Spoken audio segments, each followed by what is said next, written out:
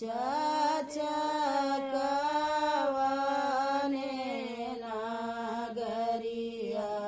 जुआवा खेलनी तयापन बेटी हारी गईनी बेटी अवधाना गरिया जुआवा खेलनी तयापन बेटी हारी गईनी बेटी अवधाना गरिया जुआवा खेलनी तयापन बेटी हारी गईनी बाबा गईया